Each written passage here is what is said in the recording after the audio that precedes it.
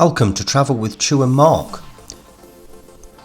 In this video you're going to get to see a selection of 10, yes, cabins. Now on disembarkation day I snuck in these as they was all empty from 7:30, and as we was having to wait to disembark, I had a bit of a walk round and these doors was all open, so I just snuck in and just quickly did a 360 view of each cabin, and here you'll be able to see all the numbers of each cabin, what I went in, and gives you an idea what there are.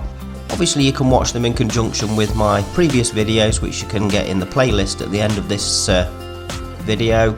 And I have inside cabin, I have an ocean view, I have a balcony cabin, and then I have a suite cabin tour as well. So there's all the tours there, but these are just so you can have a little peep of other cabins. As you can see, they're all very similar. The bathrooms are pretty much the same in every cabin until you get to the suite class. So whether you're inside or a balcony or ocean view, the bathroom is the same. Now obviously this ocean view's got a slightly different layout. You've got the dressing table and the chair near the window, which I think that's probably slightly better than ours, because at least you can get to sit at the window or look out the window. In our cabin, that was the ocean view one, the bed was in front of it, so you couldn't really look out the window. So I think that's a much better idea.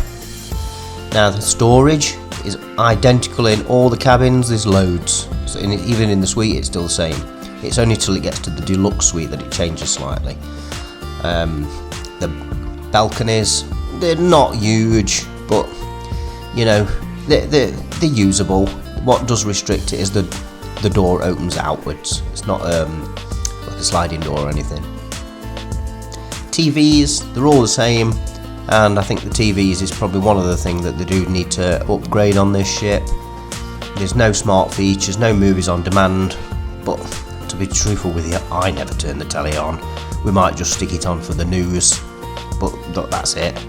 Now obviously do bear in mind that none of these cabins are actually ready for occupation. The beds might have been done and perhaps a little bit of cleaning, but the drawers are all open just to prove they've checked them. Now I hope you enjoyed that quick tour of 10 cabins on Ambassador Ambience. Now if you could do me a big favour, give it the thumbs up. If you've got any comments or if you want to just say hello below, please do so. Of course, also hit that subscribe. Now if you want to watch another one on our Ambassador Ambience series, click above. Thanks for watching.